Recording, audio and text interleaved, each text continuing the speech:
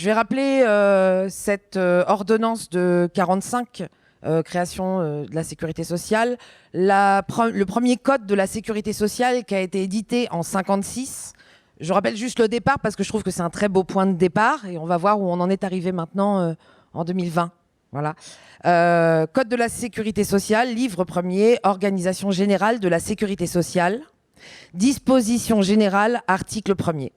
L'organisation de la sécurité sociale garantit les travailleurs et leurs familles contre les risques de toute nature susceptibles de réduire ou de supprimer leur capacité de gain.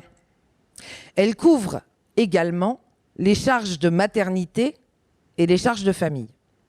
Elle assure le service des prestations d'assurance sociale, d'accident du travail, etc., etc., etc.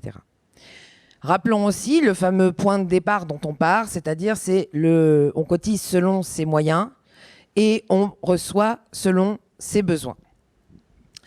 Alors, vous avez eu aussi pour certains les conférences sur Pôle emploi un petit peu juste avant. Et ce qu'on va vous dire, c'est que si Pôle emploi, ça vous paraît un peu obscur pour les travailleurs discontinus, etc., sachez que c'est clair comme de l'eau de roche à côté des textes de la CPAM et de la Sécurité sociale pour tout ce qui est travailleurs discontinus.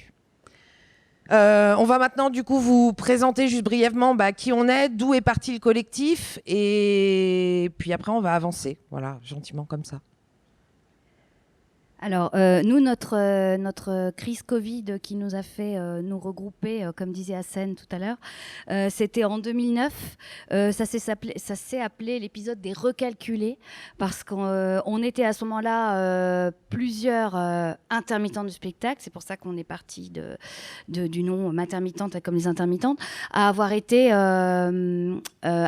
tout à coup été privés de leur indemnisation parce qu'on avait eu un congé maternité l'année précédente et que Pôle emploi s'était tout à coup rendu compte qu'il nous avait trop donné d'argent par rapport à notre congé maternité et qu'en fait il avait mal calculé, il fallait revenir à un calcul et donc nous enlever entre 1000 et 10 000 euros pour certaines, et donc ils se servaient sur nos allocations mais sans prévenir comme ça pour dire non, vous n'avez pas le droit d'argent parce que vous avez eu trop d'argent l'année dernière. Et on n'a jamais eu d'explication. Ce qui s'est passé, c'est qu'en 2007, il y avait eu un changement de protocole qui changeait le mode de calcul de comment était pris le congé maternité précédent dans les allocations Pôle emploi.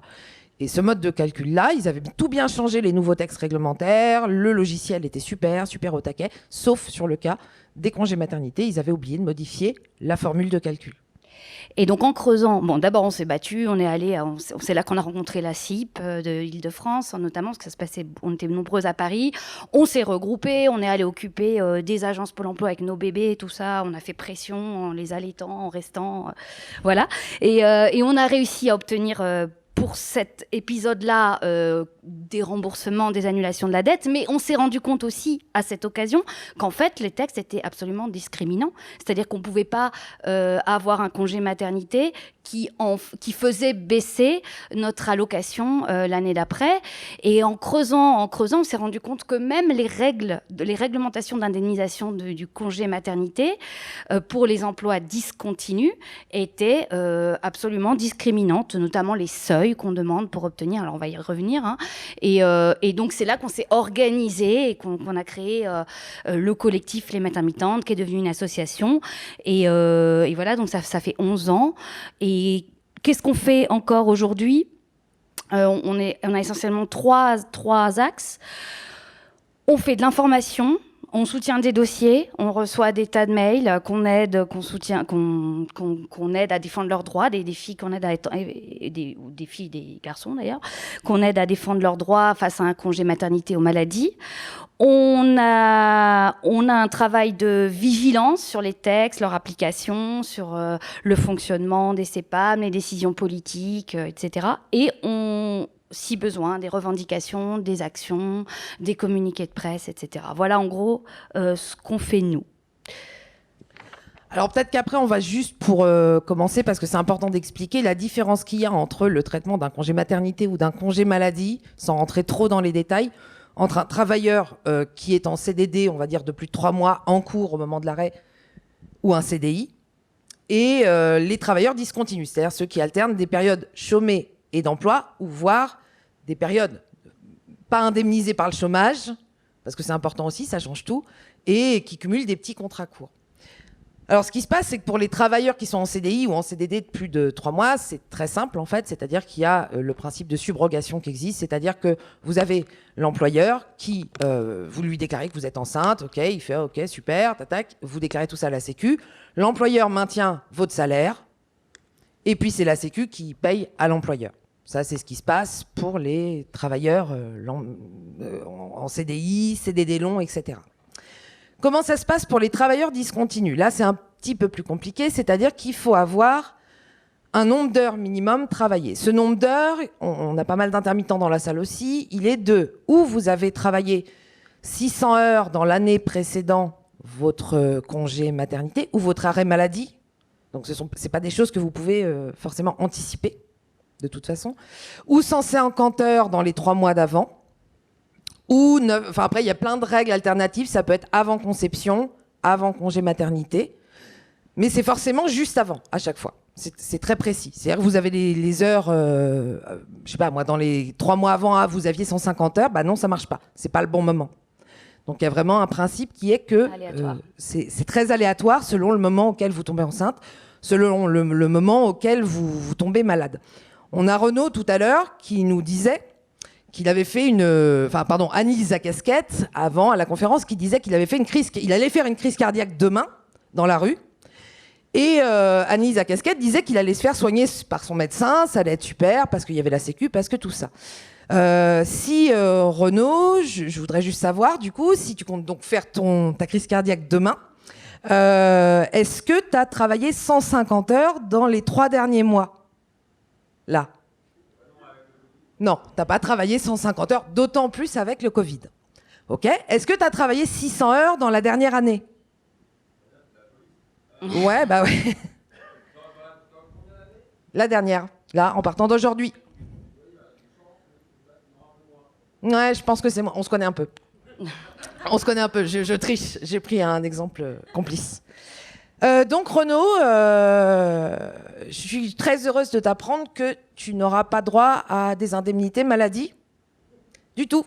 Tout le temps où tu es en infarctus, tout le temps où tu peux pas travailler, vu que tu remplis pas les conditions qu'il faut remplir pour la CPAM. Donc c'est pas le moment. Demain, c'est juste pas le moment de faire une crise cardiaque pour toi. D'accord ? Alors, je précise aussi que, bon là, c'est depuis 2017, 600 heures, 150 heures. Jusqu'à 2017, c'était 800 heures en un an et 200 heures en 3 mois. Donc ça, j'ai pas fait l'historique pour aller un peu plus vite, mais ça, c'était une des avancées qu'on a obtenues aux Matermitantes, à force, parce qu'après, quand on s'est organisé, on a rencontré des politiques, on est allé à l'Assemblée nationale plusieurs fois, on a été auditionné, on a travaillé sur des textes avec des députés, et ça a abouti à une nouvelle circulaire qui est sortie en 2017 et qui donc a abaissé les seuils et qui a aussi reprécisé plein de choses qui n'étaient pas précises, notamment pour nous, par exemple, intermittents, qu'un cachet égale 16 heures pour la sécurité sociale, même s'il est de 12 heures ou de 8 heures pour le Pôle emploi. Voilà, il y a des choses qui existaient dans les textes, mais qu'il fallait aller fouiller dans des textes de 94, 2005. Et la circulaire a permis de les remettre noir sur blanc et d'abaisser les seuils. Donc c'était pour nous déjà un grand progrès, mais c'est encore très insuffisant parce que même 600 heures en un an, c'est toujours plus que les 507 heures qu'on est censé faire en tant qu'intermittent, si je parle que des intermittents. Et par rapport aux questions de période, justement, comme disait Élise, par exemple, les 150 heures, ça peut aussi très mal tomber. Voilà. Alors, après, il y a des petits aménagements. Mais, ouais. Alors, ces règles-là, du coup, on parlait avant des différences aussi entre emploi discontinu hors spectacle et emploi discontinu spectacle. Nous, l'avantage qu'on a, c'est que de toute façon, c'est la même merde pour les deux. C'est-à-dire que c'est les mêmes règles. C'est-à-dire les règles sont applicables à tous les travailleurs discontinus, quels qu'ils soient. Donc, c'est-à-dire si vous n'avez pas le droit, peu importe que vous soyez finalement comédien ou restaurateur ou je sais pas quoi, c'est bon, vous n'avez pas le droit, vous n'avez pas le droit, quoi. Voilà. Et le point commun aussi, c'est que comme on n'a pas d'employeur au moment d'être en arrêt maladie ou en congé maternité, du coup, comme il n'y a pas de subrogation de salaire, c'est à l'employeur de faire lui-même son dossier, de à l'employé. À l'employé, justement, il n'y a pas d'employeur. À l'employé de faire lui-même son dossier, de réunir toutes ses fiches de paye, même s'il en a 400, etc., et de réunir tous ses papiers, ses attestations. Et en général, c'est des dossiers énormes qu'on fournit à la sécurité sociale, qui souffle dès qu'elle les voit. Et voilà, en gros, c'est... Donc 12 mois de fiches de paye à peu près, sachant que nous on en a une par jour quand on travaille généralement, plus les attestations Pôle emploi de chaque mois, plus les attestations congé spectacle, plus les formulaires à remplir. Ça fait en moyenne effectivement, on en est à 60-70 pages de dossier qui est perdu souvent. Alors qu'est-ce qui se passe si le congé maternité n'est pas indemnisé? Parce qu'à la rigueur, il y a des arrêts maladie qui sont très courts. Bon, il y en a qui passent entre les gouttes, qui restent... inscrits à Pôle emploi, etc. Mais un congé maternité, comme on est des salariés, les intermittents sont des salariés, les travailleurs à emploi discontinu sont des salariés, un congé maternité est obligatoire. On est obligé de le prendre dans le sens où on n'a pas le droit d'être employé pendant 8 semaines. C'est-à-dire le congé maternité est de 16 semaines, mais il y a 8 semaines où personne n'a le droit d'employer une femme qui vient d'accoucher 6 semaines après l'accouchement ou qui va accoucher 2 semaines avant l'accouchement. Donc, c'est une période de pause obligatoire. Et qui dit ne pas être employé dit aussi ne pas être inscrit à Pôle emploi, parce qu'on n'est pas censé être en recherche d'emploi. On ne peut pas être en recherche d'emploi. On n'a pas le droit d'être à Pôle emploi pendant au moins 8 semaines. Mais le congé maternité durant 16 semaines et les délais étant très longs, et la réponse arrivant souvent après l'accouchement, en général, les femmes ont déjà posé leur congé maternité en attendant d'avoir une indemnisation. Donc, elles ont déjà posé les 4 semaines avant le congé maternité, voilà, les 6 semaines même avant l'accouchement, et elles découvrent qu'elles n'y ont pas le droit. Qu'est-ce qui se passe? Il n'y a rien du tout qui tombe, aucune indemnisation. Pendant toute la période du congé maternité, il n'existe aucune aide aussi de substitution, il n'y a pas de truc de CAF ou je sais pas quoi. C'est un trou, il n'y a rien. Il n'y a juste rien. Alors que les femmes viennent d'avoir un bébé. Donc c'est l'angoisse absolue. Alors, c'est l'angoisse absolue, mais néanmoins, effectivement, le fait que ça a été abaissé à 600 heures par an au lieu de 800, 150 heures par trimestre au lieu de 200, juste avant, fait qu'il y a moins quand même de cas de gens qui ne bénéficient de rien du tout. Ça a quand même bien diminué les problèmes. Ça, c'est un truc que les maternitantes ont obtenu en compagnie de syndicats en 2015. Et de la CIP. Et de la CIP, suite à un procès au Conseil d'État qui a été mené, en fait. Et ça, c'est un gain qui a été acquis pour tous les salariés discontinus, quels qu'ils soient. La deuxième chose que les maternitantes ont aussi faite et qui est vraiment un progrès, c'est cette circulaire de 2017 qui est apparue. C'est-à-dire qu'avant, il faut savoir que quand vous avez une réforme chômage, on met une grosse circulaire où tout est marqué dedans, à peu près. Tout ce qui a changé est dans la circulaire où tout est récapitulé.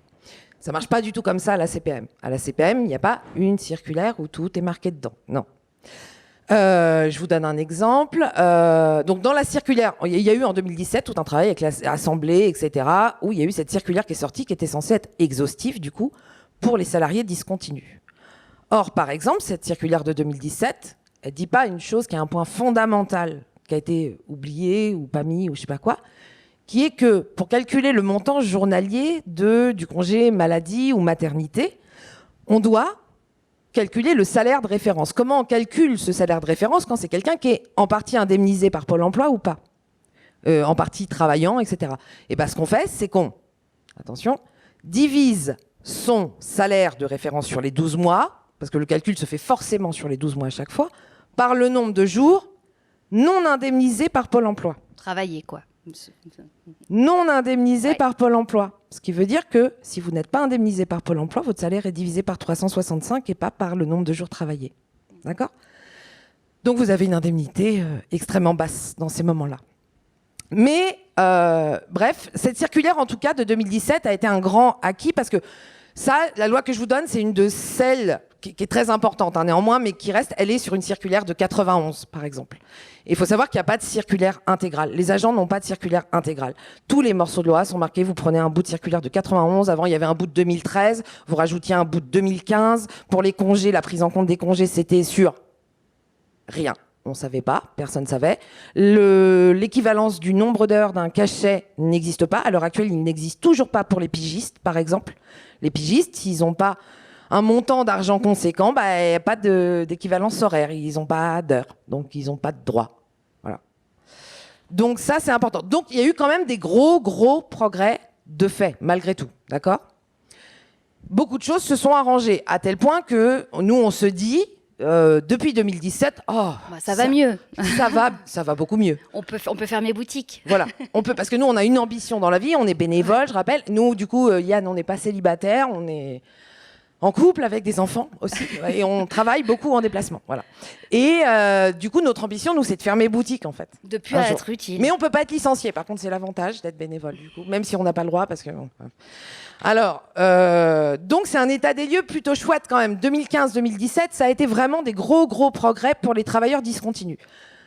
Là, on a repris la boîte mail. En fait, on est déprimé depuis qu'on a préparé cette conférence. Faut vous le dire, faut vous l'avouer, on est super déprimé. On a repris la boîte mail en vous disant, on va donner un peu des cas types, de dire, qu'est-ce qui se passe sur notre boîte mail. On reçoit en moyenne entre 3 les jours où il y a beaucoup de chance et j'ai compté quinzaine de messages. Là, en ce moment, c'est un peu la foire, là, aujourd'hui. Mais bon. 15 messages par jour. Parce qu'il y a beaucoup d'allers-retours pour régler un cas. C'est très compliqué. En fait, on a repris de la... Oui. Ouais. Mais c'est de notre faute. On a mis en place un simulateur qui fait que maintenant, les filles peuvent calculer elles-mêmes, parce que le simulateur de la Sécu ne marche pas pour les travailleurs discontinus. Donc maintenant, les filles peuvent calculer elles-mêmes, ou les gens malades, etc., peuvent calculer eux-mêmes ce à quoi ils ont droit. Donc ils ont accès à leurs droits. Donc ils ont accès à leurs droits. Et on a mis aussi des fiches, on a tout résumé sous forme de fiches. Alors c'est pas une circulaire, mais ça permet aussi d'avoir accès à leurs droits. Donc forcément, ça nous fait beaucoup plus de mails qui arrivent en disant « Je comprends pas, par rapport à votre simulateur, j'ai que la moitié ». Alors on a des exemples très précis. Oui, on va vous lire un petit courrier des lecteurs. On a trouvé que c'était cool de vous faire un petit courrier des lecteurs, parce que il n'y a pas de raison. Alors, on a fait des petits résumés parce que des fois, comme il y a 68 échanges de mails, on a essayé quand même de... parce qu'on nous a dit, il n'y a pas beaucoup de temps, il est tard, tout ça, il faut faire le karaoké, machin. Enfin bon. Alors, premier mail, j'ai pris l'exemple de Hélène. Premier mail de sa part reçu le 3 avril. On a pris un peu au pif. Vous ne croyez pas que j'ai sélectionné des cas bizarres, où j'ai pris les pires? C'est pas forcément le cas. Bonjour, je suis en congé maternité du 1er janvier 2020 jusqu'au 21 avril 2020. J'ai envoyé mon dossier à la CPAM et tous mes bulletins de salaire, toutes mes indemnisations Pôle emploi, etc., etc. On m'a dit que le calcul était le suivant, alors elle nous rappelle la formule de calcul. Lorsque je reprends la formule de calcul de votre simulateur, qui est juste, notre simulateur, il est juste, j'arrive à un brut, une allocation brute journalière de 59,87 €. Là, on dit, ok, cool. En l'occurrence, la CPAM vient de m'apprendre qu'elle me versait 12,67 € brut par jour. En l'occurrence, je leur envoie des mails depuis. Donc, je vous rappelle, nous, on a reçu son premier mail le 3 avril, parce qu'elle était au bout du rouleau, je pense. J'envoie des mails depuis le 11 février 2020, où on me répond que mon mail a été transmis au service de remplacement. J'ai même appelé le 13 mars 2020, où on m'a dit qu'une personne allait me rappeler et que mon dossier serait traité en urgence, mais toujours rien à ce jour. J'ai envoyé des mails transmis au service aux dates suivantes. 11 février, 7 mars, 4 mars, 6 mars, 13 mars, 31 mars, les deux derniers en cochant la case réclamation. Je me retourne vers vous afin que vous puissiez m'aiguiller un peu sur les démarches à faire à ce jour pour avoir gain de cause, car 350 € par mois, c'est pas viable. En attente de vous lire cordialement, Hélène. Donc après vérification sur le tableur de calcul, en fait, Hélène, elle n'avait pas le droit à 59 €, elle avait le droit à 72 € par jour. La CPM n'a pas signalé que le dossier était incomplet alors qu'il l'était. Il manquait 4 mois de fiche de paye. On vous reparlera après de l'application d'une circulaire mystère qui a été appliquée, des directives internes qui parfois vont contre les textes de loi. On vous en reparlera à la fin sur le fonctionnement de la CPAM. Bon bref, 28 avril, et après on gagne tout à l'euro par euro. 28 avril, ah cool, on m'a mis 54, attention, le 10 mai, ah on est à 56, recalcul, ça réclame, etc., etc., etc. Le 3 juin, bon bref, ça a été le bazar. À ce jour, on est encore en médiation. Elle a commencé le 11 février. Un autre exemple, Bonjour à toutes, je suis désolée de vous déranger, mais je suis un peu au fond du trou. Mon congé maternité vient de se terminer et j'ai toujours rien perçu. J'ai pourtant envoyé mon dossier, tout complet, tout beau, grâce à vous, merci beaucoup, le 24 mars. On me dit qu'ils ont tout reçu, qu'il est complet, mais rien ne se passe. Et là, on me dit que je n'ai pas 600 heures dans les 12 mois précédant mon début de grossesse, alors que j'en ai 689. Du coup, ils me demandent mes bulletins de salaire de 2015 à 2016. Je les harcèle par téléphone, par message, rien n'y fait. Du coup, est-ce que quelqu'un aurait les coordonnées du médiateur de la CPAM 75 ? Parce que là, je vois pas d'autre alternative. Et note de la régie, voilà. La médiatrice 75 est en vacances. On attend encore la réponse. Alors, ensuite, on va vous faire un peu plus court sur la suite. Bonjour, votre contact m'a été transmis par Audience. J'arrête là. Audience, c'est notre caisse qui est censée pouvoir répondre à ce genre de questions, qui a des assistantes sociales payées par notre caisse de retraite, de congé, de tout ça. Il renvoie vers nous. Il renvoie vers nous. Bon. À plusieurs reprises. Hein. Oui. Peut-être Marion ? Ouais. Oui, parce qu'on aime bien, nous, le courrier des lecteurs, on aime bien, on trouve ça sympa. Alors, premier mail reçu le 24 avril 2020. Je me permets de vous contacter en espérant avoir de vos conseils suite aux problèmes que j'affronte concernant mon congé maternité sur conseil de êtreintermittent.com. Stop. êtreintermittent.com. êtreintermittent.com, ils sont malins parce qu'en fait, ils ont payé une pub de référencement Google. Donc, ce qui fait que quand tu tapes congé maternité intermittent, c'est intermittent, ils sortent en premier référencement sur les annonces. Leur premier coup de fil est gratos. C'est cool, on peut les appeler, d'accord ? êtreintermittent.com, c'est une boîte qui se fait juste en fait des sous sur le dos de la précarité et de la misère, c'est-à-dire qui remplit de manière payante un service qui devrait être rempli gratuitement et publiquement. C'est une boîte qui vous fait croire au téléphone lors de votre premier appel, on va bientôt faire des enregistrements d'ailleurs qui se méfient un peu, que vous êtes complètement neuneux et incompétente, qu'ils nous renvoient les cas, mais qui disent au premier coup de fil « Ah non, mais les maternitantes, leur faites pas confiance, elles sont complètement dépassées ». Être intermittent demande vos accès Pôle emploi pour vous inscrire avec votre compte, etc. et vous demande une allocation, une ARS journalière Pôle emploi par mois, tous les mois de l'année. Environ 50 € par mois, quoi. Que vous soyez indemnisé par Pôle emploi, pas indemnisé, hors droit, sans rien, etc. Il y a un fixe, bien sûr, de 40 € minimum si vous avez rien. Voilà.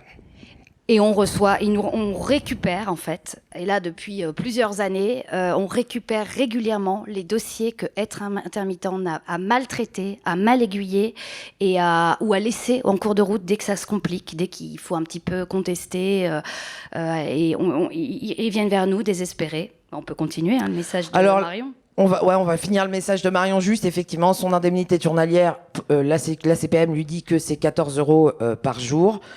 Elle a plus de sous pour rien. Elle a fait appel à une assistante sociale. Elle est enceinte. Je vous rappelle, elle a probablement accouché d'ailleurs au moment où elle nous envoie ce message parce que souvent il y a un peu de retard dans le paiement des allocations, faut le dire aussi.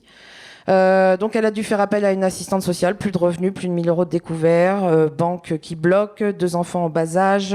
Avec le confinement, désolée, c'était passé par le confinement, c'était le bazar. Marion avait en fait droit à 55 € net journaliers. À ce jour, le dossier n'a pas encore trouvé d'aboutissement. J'ai pas marqué la date, ça devait être pendant le confinement, donc il y a un petit bout de temps. Mais quand même, Je vous assure, c'est pas qu'on est mauvaise en fait, c'est pas parce que là on vous donne des dossiers où c'est pas abouti. Non, on a aussi des messages du style. Oh, joie! Après plus de 2 mois d'attente, des courriers, des coups de fil, des emails, j'ai enfin été indemnisée par la CPAM du 93. Ils sont tellement nuls, au bon taux, même 1 € de plus par jour. Merci les filles pour vos tableaux, documents, fiches, etc. et pour votre réactivité. Je m'en vais de ce pas vous faire un don bien mérité. Merci aux maternitantes. Je viens de toucher mes IJ pour mon congé maternité à partir du 6 juillet, déposé en main propre et désinfecté au gel hydroalcoolique le 12 juillet à la CPM de l'Hérault. C'est incroyable. Merci beaucoup. J'ai tout touché en temps, un record de rapidité. Voilà.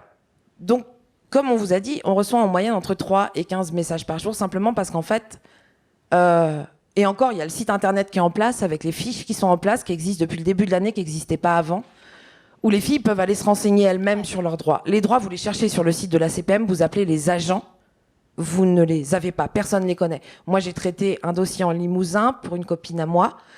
qui est allé 3 fois à l'accueil de la CPAM demander quels étaient ses droits. Moi, je lui faisais son dossier en parallèle en lui disant « T'inquiète pas, j'ai tout compté, ça va bien se passer, tu vas avoir, je sais pas, 50 € par jour. » 3 fois, elle y est allée. 3 fois, on lui a dit « Ah non, mais vous êtes intermittente, vous n'aurez rien du tout. » Ah non. Et à la fin, toute ma copine qu'elle soit, elle m'a dit « Mais Élise, qu'est-ce qui me prouve que toi, t'as raison contre 3 agents de la CPAM ?» Bah, tu sais, c'est parce que c'est des agents d'accueil, alors ils sont pas bien formés, c'est des contrats précaires, mais les gens qui traitent l'indemnisation, c'est pas les mêmes forcément, et eux, ils sont au courant, mais par contre, il faut qu'ils soient là le bonjour, etc. On finit par douter. Il y a des dossiers qui sont allés jusqu'au procès de TAS, qui est maintenant passé au TGI, donc le tribunal des affaires de la sécurité sociale, où on a contesté une réglementation que les agents de la CPAM nous soutenaient, c'était la CPAM de Lille. Ils ont fait un plafonnement journalier en fait sur les salaires retenus, alors que la circulaire, enfin tous les textes réglementaires parlent pour les emplois discontinus de plafonnement mensuel, justement parce que les revenus sont irréguliers et qu'on peut n'avoir travaillé que 2 jours, mais à 300 € dans le mois. Et donc, eux, ils plafonnaient de manière journalière. Donc, quand on avait gagné 300 €, ils plafonnaient ça à 125. Donc, ils faisaient réduire les salaires retenus de moitié, en fait. Et donc, on a mené comme ça tout un dossier jusqu'à aller au TAS. Et ça a duré encore 2 ans. Et il y a eu vraiment un doute où on s'est dit, ça se trouve, on a raté un truc. On a raté un truc. Ça se trouve, il y avait un texte qui était passé, on l'a pas vu. Et ben, on a gagné ce procès. C'est marqué maintenant noir sur blanc, ça fait jurisprudence. La CPAM n'était pas justifiée, il n'y avait pas le droit d'appliquer ce plafonnement journalier. Donc maintenant, on a la jurisprudence. Alors à chaque fois qu'une autre CPAM dit journalier, on sort le truc de Lille et voilà, on peut contester. Mais enfin. C'est terrible, on a l'impression d'être des petits bras comme ça, à essayer de recoudre les trucs contre des gens qui disent mais non.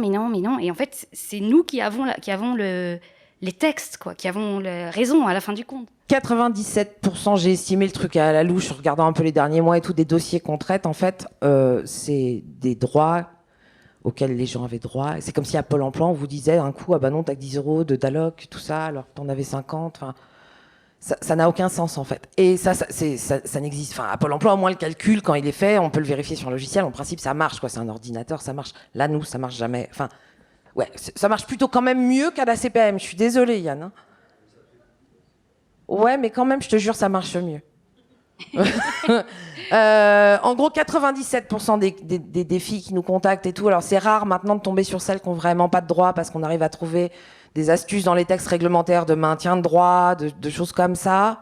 Il y a quand même des refus. Il y a des refus. Mais on arrive à les contester, quoi. Voilà. Mais en général, c'est des droits où le dossier aurait pu prendre 10 minutes sur une table en disant OK, il y a le bon nombre d'heures, il y a ça, c'est ça. À la fin, dans 97% des cas, que ça prenne 10 jours ou 6 mois, le taux est rétabli au taux qu'on avait calculé. Le congé, quand il y avait un droit, bah, il y avait le droit. Enfin, tout est rétabli. Dans la loi, ça aurait dû se passer en 10 minutes. Sauf que c'est pas le cas. Après, il y a quelques cas complexes. Dans les 3% qui restent, je mets en gros toutes celles qui laissent tomber en cours de route. Qui laissent tomber parce qu'en fait, elles perçoivent genre 40 € et elles se disent, ouais, laisse tomber. Ok, j'avais le droit à 60, mais là, moi, j'en peux plus, j'accouche, j'ai un bébé. Et je lâche l'affaire. Voilà. Je lâche l'affaire. Alors peut-être qu'on peut passer directement à pourquoi oui. Ça marche comme ça. Pourquoi tous ces micmacs ? Qu'est-ce qui se passe ? Alors parce que finalement, on peut se demander pourquoi les textes sont pas appliqués. Il y a une circulaire, maintenant tout a été remis noir sur blanc. Pourquoi ça marche pas ? Parfois, on conseille même aux assurés d'envoyer la circulaire avec leur dossier. Et ben, ils lisent même pas, ils les jettent à la poubelle, je sais pas. Donc pourquoi c'est comme ça ? Comment ça se fait que la sécurité sociale n'applique pas les textes et se comporte en fait de manière illégale ? Alors. Dans la première chose, on a effectivement ce qui est manquement. On a plusieurs rubriques, du coup, les manquements dans la loi. C'est-à-dire que cette circulaire de 2017, comme on vous a expliqué, ne récapitule pas tout. Ce qui fait qu'il n'y a pas un agent unique qui peut s'y référer en disant tout est là-dedans. C'est comme la notice courte chez Pôle emploi. Il y a une notice courte. Si tu te réfères à la notice courte, tu manques forcément des infos de la notice longue qui fait 100 pages, alors que l'autre, elle en fait 15. Là, c'est pareil. C'est-à-dire que dans les manquements de la loi, il y a effectivement le fait que, par exemple, la déduction des jours chômés, mais qui change du tout au tout une allocation. C'est-à-dire quand votre salaire est divisé par 365 au lieu d'être divisé par 100 ou par 50 jours travaillés, ça change évidemment complètement le montant de l'allocation. Ça, c'est pas inscrit dans la loi 2017. Ce qui n'est pas inscrit non plus, c'est la manière dont les congés spectacles, les congés payés qui pour nous arrivent du coup à part, sont censés être pris en compte. C'est pas inscrit dans la loi clairement. C'est un bout de circulaire que tu retrouves, que tu interprètes d'il y a longtemps et tout. Donc, ce qui fait que ça peut donner des droits. Quelqu'un à qui il manque ses 150 heures ou ses 600 heures sur un an, et ben, si elle les a pas, peut-être qu'elle a eu des congés spectacles à ce moment-là, et peut-être que ces 6 jours de congés spectacles, ils peuvent compter à 5 heures par jour. Mais si vous le demandez pas, vous l'aurez pas. Et si vous le demandez, ça peut mettre 2 mois. Puis alors, il y a tous les autres intermittents de l'emploi qui ne sont pas des intermittents, qui ont aussi, alors pour le coup, pas eu la chance d'avoir cette circulaire. On a le cas des pigistes, des artistes-auteurs, des auto-entrepreneuses. Les pigistes, par exemple, elles ne sont pas payées en heures. Elles ont des fiches de paye avec juste des salaires pour une mission.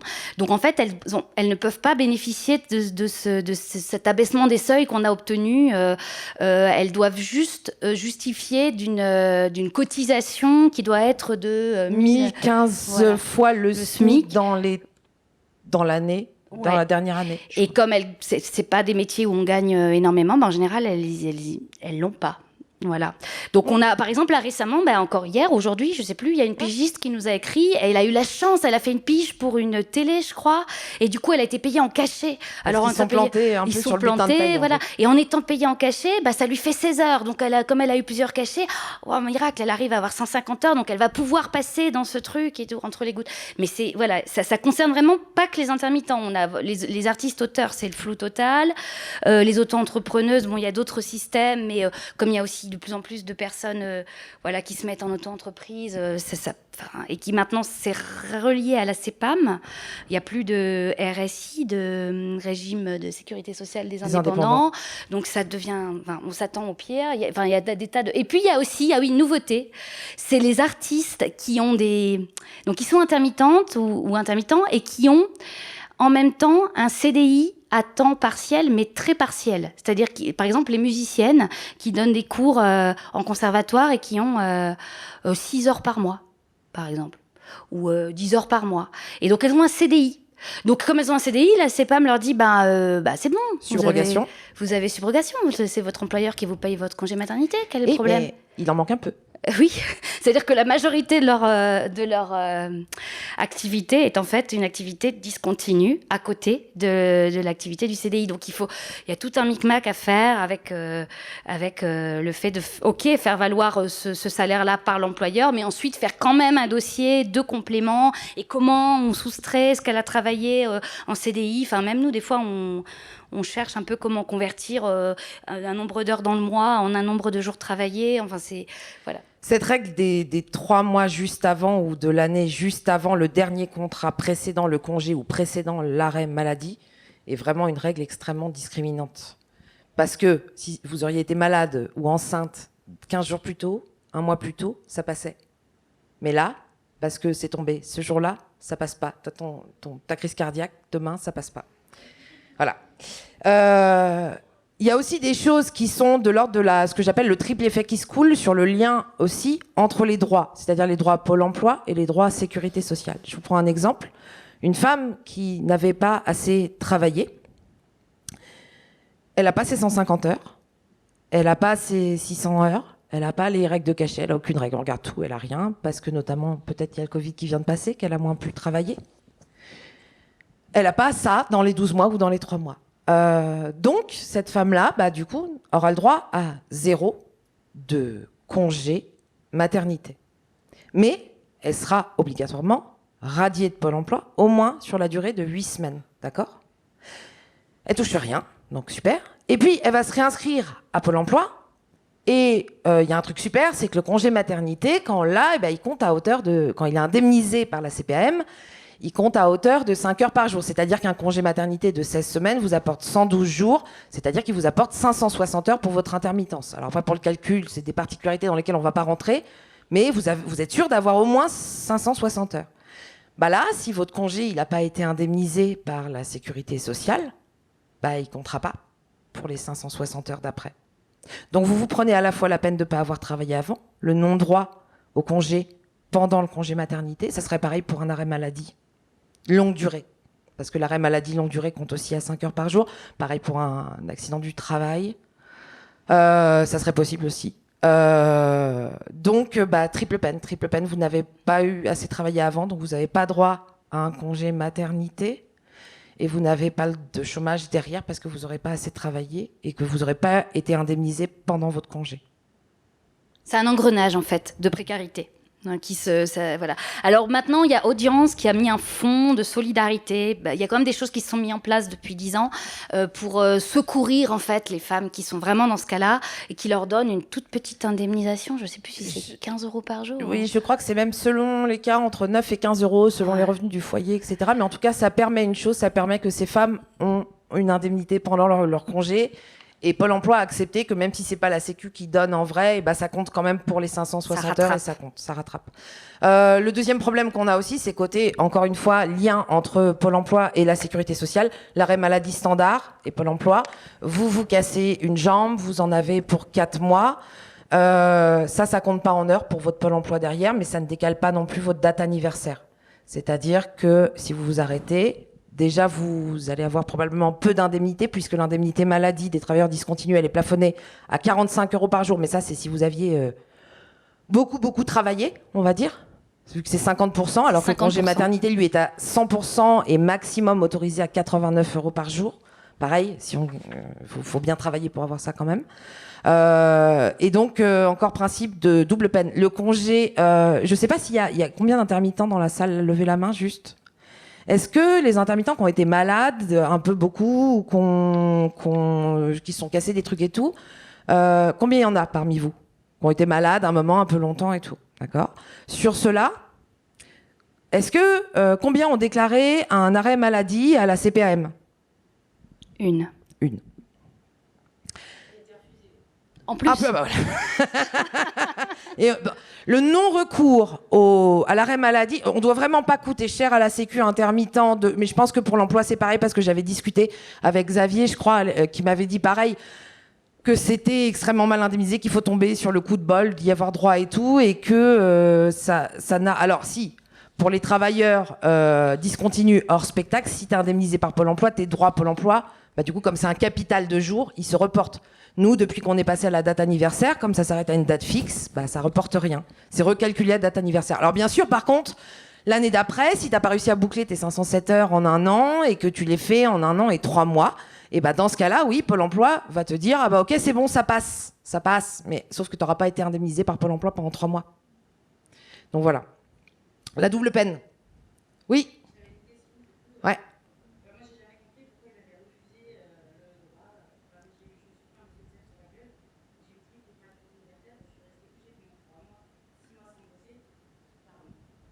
Oui, je disais, donc 3 mois couché, 6 mois sans bosser, et la Sécu, je l'ai fait 2 fois le dossier, et la Sécu m'a toujours refusé des droits, en fait. Je ne comprends pas comment c'est possible. Et ils vous ont jamais dit pourquoi? Dossier incomplet, alors que moi je l'avais fait avec une pro, elle m'a dit non, il y a tout dedans. Et est-ce que vous aviez le bon nombre d'heures, du coup? 150 heures ou 200 heures ou moi je travaille, ça faisait déjà 15 ans que j'étais intermittente à faire beaucoup de dates, donc oui, j'avais les heures. C'est dingue. Du coup, je me suis remis au chômage. Oui. Voilà, quand c'est comme ça, faut contester. Mais parce que c'est un arrêt maladie, c'est possible. Parce que c'était possible dans ton cas que tu te remettes au chômage. Genre, non, en fait, j'avais rien, je me suis réveillée ce matin, j'ai fait une erreur hier dans ma décla.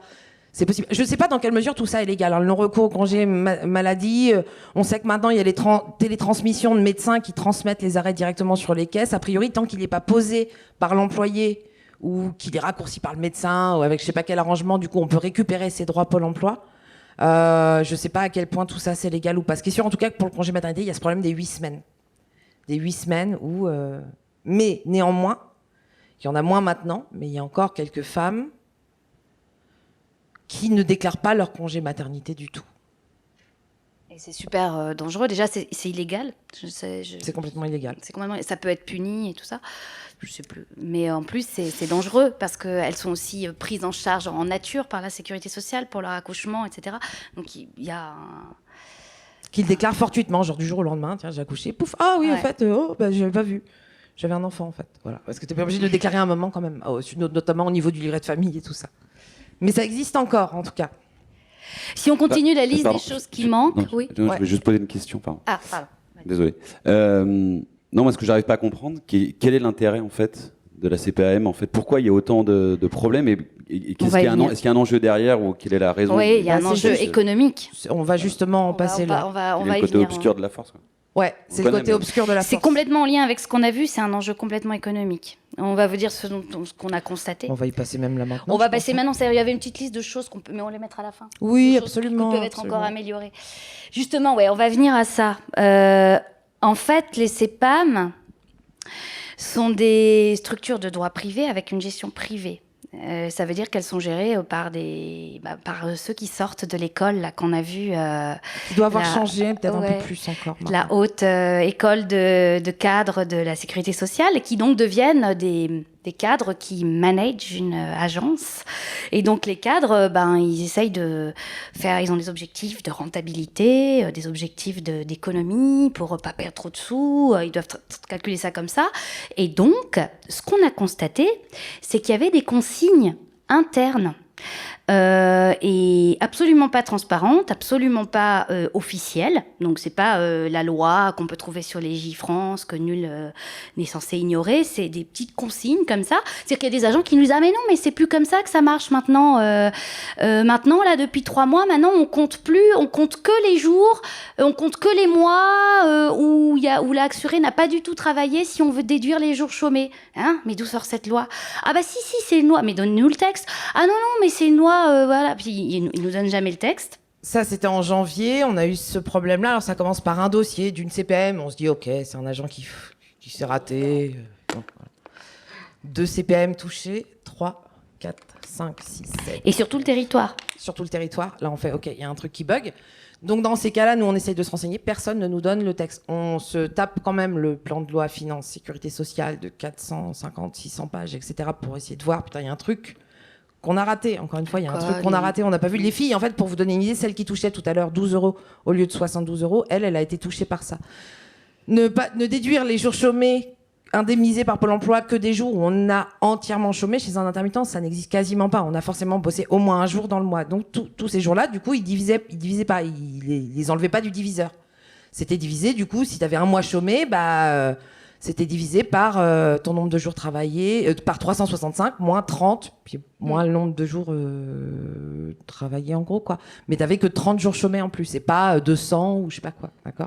On a fait un peu de grabuge, et résultat, ça a dû remonter, enfin voilà, on a un peu râlé, un peu contesté, on a fait des communiqués, et un jour, il y a un agent qui écrit « Ah oui, en fait, la loi que je vous disais, elle a été annulée la semaine dernière. » Fin février. Voilà. Mais c'est un texte qui n'est jamais paru. Enfin, c'est pas un texte officiel. Donc ça veut dire que c'est ce qu'il appelle loi, ou enfin c'était une consigne interne. N'ayant pas force de loi. Voilà. Et à laquelle on n'a pas accès. Et ce qu'il faut dire, c'est que du coup, les CPM sont certes des organismes de droit privé, mais censés quand même gérer effectivement certaines adaptations, etc. Mais c'est pas la direction de la sécurité sociale qui, elle, décide des textes réglementaires. Les CPM... Le ministère, la consigne, on savait même pas d'où elle venait. Visiblement, elle venait d'un point national, peut-être de la direction des CPM. On n'a jamais vraiment su. Il y a même une agent il y a pas longtemps, parce qu'il y a des caisses qui sont en retard. Tout a été réglé, sauf du coup 2-3 caisses qui arrivent en ce moment et puis qui font au fait, non, ça recommence. Et il y a même une dame qui nous a dit mais enfin, comment vous pouvez être au courant? C'est des textes réglementaires internes, on sait ce qu'on dit, vous pouvez pas être au courant. Si madame, alors, on est au courant, mais alors je vais vous dire comment on est au courant, parce que l'agent de Lille, Adrien, je sais pas quoi, nous a dit que ce jour-là, que la circulaire avait été enlevée. On ne sait toujours pas de quoi on parle, de quelle circulaire c'est, comment ça se fait qu'elle a été mise en place, comment ça se fait qu'elle a été enlevée, qui a pris cette décision. Personne n'a répondu à nos sollicitations là, au niveau des organismes de direction sécurité sociale, direction de la CNAM, etc., enfin de la CPAM. Personne n'a répondu, mais pourtant le truc a été enlevé. Comme si ça avait été un test. C'était la même chose avec le plafonnement journalier. On l'a vu apparaître en 2018. Alors on le voit apparaître à Lille, à Caen, à Marseille, machin. On dit tiens, c'est bizarre, ils nous disent tous qu'il y a un plafonnement journalier, alors que non, c'est pas du tout comme ça. Et on se rend compte que ça monte, jusqu'à ce procès à Lille qu'on a gagné. Le verdict est tombé le 22 octobre 2019. Et bah là, du coup, maintenant, bon, il y a encore de temps en temps des CPAM qui essayent. On dit, bah non, c'est pas possible, mais c'est venu d'un coup. Et donc ça veut dire que c'était pas juste, comme tu disais, un agent qui délire.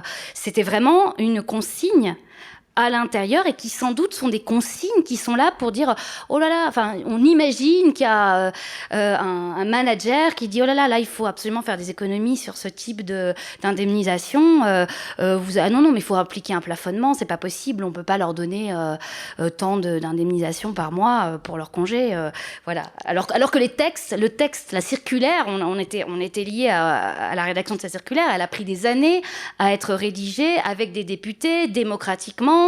Voilà, c'est ça le sens de la sécurité sociale, c'est quelque chose de complètement démocratique. Et là, on a affaire à des petits règlements en interne, managériaux, libéraux, juste pour essayer d'économiser 3 sous sur le dos des assurés, quoi.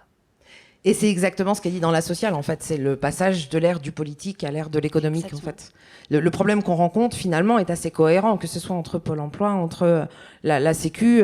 Cette justification du trou de la Sécu pour faire passer un tas de lois foireuses et tout, elle est plus valide depuis 2019, parce que finalement, en 2019, c'est là où la Sécu devait, on va dire, parce qu'ils accusent les gilets jaunes voilà, on vous expliquera un peu peut-être après, devait rééquilibrer sa balance, en fait, pour le coup. Donc le trou de la Sécu, bah, du coup, il n'y avait plus de raison spécialement de chercher à faire des économies de bout de chandelle. Il vous reste 15 minutes. Oui, on y arrivera. On y arrivera, c'est super. Sauf que les CPAM, bah, elles ont en fait des objectifs chiffrés. Vous allez regarder l'organigramme de la direction de la sécurité sociale ou de la direction des CPAM, c'est très intéressant. Les mots qui sont employés sur l'organigramme, c'est-à-dire qu'on a des trucs, je saurais plus vous dire à l'heure actuelle, mais allez le voir. On a des gens effectivement qui sortent d'école, mais quasiment d'ingénieurs, trucs bizarres et tout. C'est des directions comme marketing, je sais pas quoi, direction management, machin, chef de la... Il y a plus de chef de celui qui est responsable d'expliquer aux assurés, je sais pas, celui qui est chargé de faire en sorte que ça se passe bien. Non, c'est pas du tout ça. C'est devenu un... Ce qu'il dit dans le film, quand il dit j'ai remonté les bretelles du directeur, parce que voilà, et il dit ah oui, mais maintenant c'est plus comme ça. Maintenant, c'est plus comme ça. Maintenant, ça a changé le fonctionnement. Donc ça, c'est un des premiers problèmes qu'on rencontre. Ce qu'on rencontre aussi, évidemment, c'est la formation des agents, mais c'est un peu le même problème qu'à Pôle emploi. C'est-à-dire que à la CPAM et surtout dans les agents d'accueil, notamment, c'est là où vous prenez vos renseignements. Comme il n'y a pas de texte qui existe sur Internet que vous pouvez trouver, sauf si vous nous trouvez nous. Si vous allez en agence, les agents d'accueil, et c'est pareil, j'ai une amie qui travaillait pour Pôle emploi un moment. C'est des contrats précaires, des CDD, qui sont embauchés à l'arrache avec sur les agents d'accueil. Moi, à Limoges, elle avait 2 heures de formation et puis il fallait qu'elle était mise c'est vraiment en première ligne, quoi. C'est la guerre, t'arrives, t'es en première ligne, tu te prends tous les demandeurs d'emploi qui arrivent à la queue leu toute la journée. T'as été formé, genre 2 heures, j'exagère, mais une journée, je crois pas qu'elle ait eu plus qu'une journée vraiment. Et tu dois répondre. Et ben les agents d'accueil des CPAM, c'est pareil. C'est pour ça que moi, je n'en veux absolument pas, évidemment. Aux agents, quels qu'ils soient, qu'il faut toujours essayer de rester courtois, gentil. Tout ça, c'est très important parce que c'est pas de leur faute en fait. C'est comme si on vous mettait 2 mains derrière la caisse de la CPM puis on vous disait bah maintenant ça va, renseigne les droits, même pas, renseigne sur les droits retraite demain, vas-y, c'est bon. Tu sais que la retraite c'est à 62 mais 63, 64 là. Chut, vas-y, allez hop. Bonjour monsieur. Oui. Plus le turnover, parce que c'est souvent des postes qui restent 6 mois, 1 an, voilà. C'est assez rare maintenant d'avoir des gens qui sont à la CPAM depuis... Enfin, à part certaines CPAM plus locales, apparemment. On se rend compte que les petites CPAM, par exemple, moi je prends l'exemple du Limousin, parce qu'on n'est pas des grands, en Haute-Vienne, moi ça s'est jamais mal passé depuis 15 ans, mais parce qu'en fait je pense qu'en Haute-Vienne, il y a une nana au niveau de l'indemnisation et des dossiers qui doit être spécialiste en intermittent et qui du coup on lui file les dossiers à elle. C'est ce qui se passait en Creuse il y a pas longtemps pour une autre fille. On lui donne les dossiers puis c'est elle qui traite. Et le problème qu'on a, c'est que là en ce moment par exemple, nous c'est la misère ces jours-ci, vraiment la misère, je vous jure. Parce qu'à Paris, je sais pas ce qu'ils foutent, ils sont tous partis en vacances, ceux qui s'occupaient des intermittents sur les caisses parisiennes en ce moment, puis malheureusement c'est là où il y a 50% des intermittents de France. Donc Paris, là en ce moment, c'est la débandade, quoi. C'est la débandade, il n'y a pas un dossier qui tombe droit, pas une médiation, cas de réponse, rien. Donc il y a ce problème aussi là d'agent, et de fait de ne pas avoir d'agent référent, de ne pas avoir quelqu'un qui n'a pas de texte clair lui-même, qui n'a pas été formé pour les avoir, qui ne sait pas quoi te répondre, qui souvent, quand tu réclames, t'envoie une réponse automatique quand il te répond. Donc, il faut passer par les médiateurs qui sont plutôt efficaces quand ils partent pas en vacances. Et puis, il n'y a pas longtemps, on a doublé, nous, la technique. On change de technique en fonction des actualités, un peu. Pour la circulaire interne, on est passé directement à chaque fois par le circuit médiateur et défenseur des droits. faut savoir que quand même Toubon nous soutenait, parce que on ne sait pas ce que ça va donner, mais en tout cas Toubon, en tant que défenseur des droits sur les maternité, a vraiment été très efficace. On a eu trois jugements de défenseurs des droits en 2010, 2015, 2018 qui ont tranché en disant qu'il y avait effectivement des discriminations dans les textes pour les travailleurs à discontinu en cas de grossesse. Donc voilà. Et après, ils nous soutenaient vraiment. Et même maintenant, les défenseurs des droits locaux, parce que maintenant il y a des délégués régionaux, en général ils sont assez efficaces, ils sont part du dossier, ils arrivent à faire fléchir la CPAM avant qu'on en arrive justement au procès, parce que sinon l'étape d'après c'est saisir la commission de recours amiable, et s'ils disent non, et souvent ils disent non, après c'est d'aller au tribunal, voilà. Et avant il y avait le tribunal des affaires de la sécurité sociale, alors ça pouvait encore fonctionner, on en a fait quelques-uns dans les années 2010 là, mais finalement, maintenant que c'est passé au tribunal de grande instance, c'est devenu... c'est terrible, c'est des délais terribles. Aucune femme n'a envie de voir ses indemnités de congé maternité au bout de 3 ans de procès. Tribunal, voilà. Donc en fait, on essaye d'éviter maintenant d'aller jusqu'au tribunal. Affaires sociales, souvent, ça durait déjà 2 ans. 2 ans, c'était tu vois, un peu 2 ans. Mais là, maintenant, grande instance. Donc on essaye de faire régler ça par médiateur, défenseur des droits, voilà. Ce qu'il faut dire aussi, le dernier truc qu'il y a aussi, c'est que du coup, il n'y a pas de caisse différenciée non plus. Alors peut-être que ce serait une solution d'avoir une caisse ou des gens qui traitent spécifiquement des travailleurs discontinus, mais on est très très sujet, mais que ce soit de la part des directions, malheureusement, ou des employés aussi, de se dire que globalement, un congé maternité, quand il est indemnisable, alors je vous avais dit, le plafond, mais comme pour tout congé maternité, va jusqu'à 89 €, d'accord ?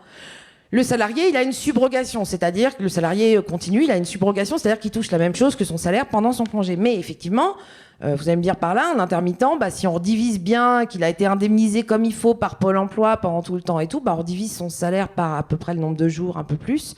Et du coup, c'est à la hauteur de ce que vous touchez par jour quand vous travaillez. Donc, on touche plutôt un peu plus que la moyenne des salariés qui travaillent au SMIC tous les mois. Et ce qui donne aussi le fait que beaucoup d'agents refusent d'appliquer les lois parce qu'ils se disent c'est dégueulasse. On est des privilégiés. On est des privilégiés. On a un petit florilège là, mais des trucs qu'on a entendu juste dans le dernier mois à ce propos, c'est-à-dire que vous avez, donc ça sécu des indépendants. Ah oui, mais madame, fallait réfléchir avant de choisir ce statut, fallait faire des économies. Vous êtes seule, non ? Ah ça va, il y a pire que vous. Oui, c'est scandaleux, mais vous écrivez à Macron, qu'est-ce que vous voulez qu'on y fasse ?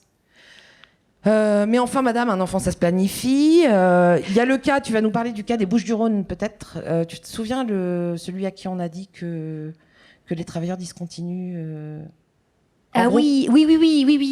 Quelqu'un qui nous a dit que à la bouche, qui s'est énervé avec la personne de la CPAM s'est énervée au bout du téléphone en disant mais que vous les intermittents, puis elle a dû parler des intermittentes, vous êtes la bête noire de l'administration, vous êtes des privilégiés, le calcul de la circulaire est injuste vis-à-vis des vrais salariés qui travaillent toute l'année. C'est pour ça qu'on vous applique ce nouveau calcul qu'elle avait inventé. Annulé. C'est celui qui Ça, c'était il y a quelques jours. Et ça, c'était... il y a un mois, peut-être. C'est pas long. Mais en tout cas, après que la circulaire a été annulée. C'est-à-dire que tu as des CPM, tu as l'impression que les directeurs d'agence se sont dit « Comment ça ? Ils ont annulé cette circulaire nationale interne illégale. C'est pas grave, nous, on va l'appliquer quand même, parce que de toute façon, c'est dégueulasse qui touche trop, quoi. » Ok, merci. Vous êtes intermittente, fallait y penser avant de faire un enfant. Alors, je vous raconte pas le cas de la pauvre Bulgare qui a eu des triplés. Alors là... donc elle, on lui a carrément dit 10 minutes, on lui a carrément dit qu'il fallait qu'elle aille faire calculer ses droits en Bulgarie alors qu'elle est intermittente depuis 5 ans et en France est mariée. Donc on est obligé de surveiller, de contester, de réclamer pour juste obtenir une application des règles et l'application des droits. Et donc, ce qu'on voudrait dénoncer, c'est justement à quel point les assurés sont dépendantes du bon vouloir, en fait, de certains agents ou de l'organisation interne d'une agence pour des raisons managériales, économiques, au lieu d'être gérés, finalement, par les lois qui ont été pensées, écrites. Pour nous, c'est un fonctionnement hyper dangereux, grave, aussi grave que si chaque loi française pouvait être aménagée par n'importe qui, et ce, sans daigner donner la moindre explication cohérente.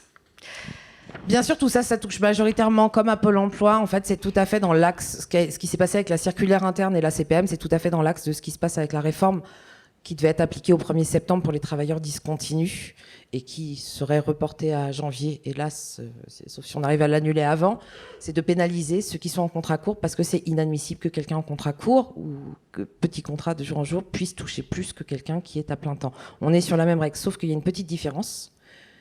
C'est pas du tout moral. On va pas refaire le débat sur l'emploi à tout prix, etc. On est évidemment complètement d'accord.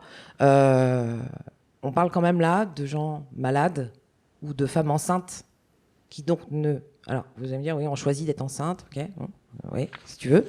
Mais en tout cas, on parle de choses qui devraient être normalement des acquis sociaux, du fait qu'on ait droit à survivre dans la dignité quand on est enceinte, qu'on ait droit à quelque chose quand on est malade. C'est pas des choses qui sont de l'ordre du luxe. Du luxe, je crois. Et on peut peut-être dire ce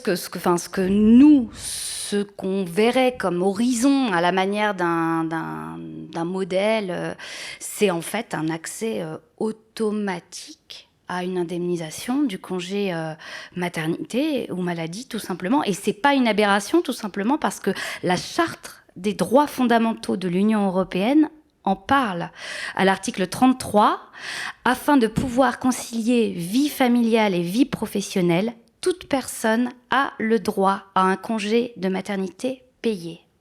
Ça existe depuis, je sais pas, 10 ou 20 ans. Et du coup, la loi française actuelle et les circulaires actuelles françaises vont à l'encontre de cette loi européenne. Mais on va s'en mêler dans pas longtemps, ça. Vont à l'encontre de cette loi européenne qui, du coup, est censée être au-dessus et supérieur. C'est un truc qui va beaucoup nous servir, je pense, ces prochains temps pour aller contester. Il va falloir qu'on aille un peu plus loin avec cette loi européenne. Indemnisé, automatiquement payé, qui a un congé minimum, qui a un vrai congé minimum pour tous. C'est dégueulasse que quelqu'un qui soit au RSA, parce qu'il est au RSA, ne touche pas un congé derrière. C'est dégueulasse que quelqu'un qui ait bossé quelques mois, puis qui a un peu raté ses périodes parce qu'il est tombé enceinte à ce moment-là, mais qui n'est pas indemnisé par Pôle emploi, touche le minimum qui est de 9 € par jour d'allocation. C'est pas des choses normales. C'est pas des choses... Et idem, encore pire pour la maladie, puisque la maladie, c'est 50% seulement.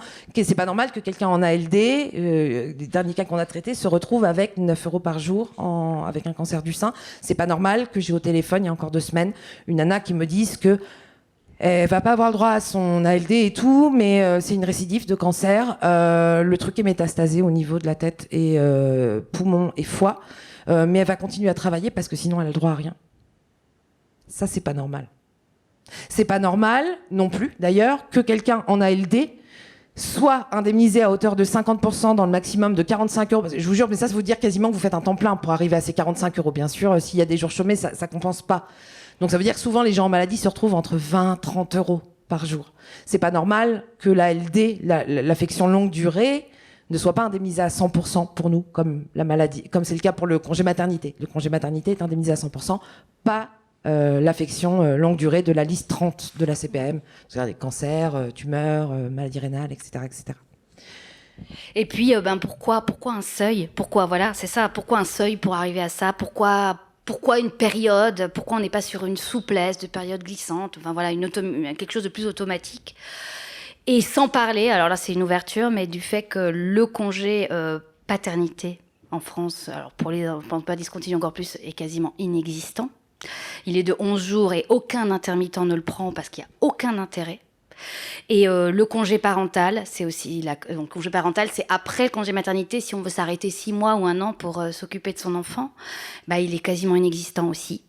C'est-à-dire on peut avoir 300 ou 400 € de la CAF, mais comme on n'a absolument pas le droit de travailler, même si c'est 1 ou 2 cachets, personne ne le fait. Et surtout, on va conclure. Ça rompt tous les droits. Voilà. Ouais, allez-y. Ouais.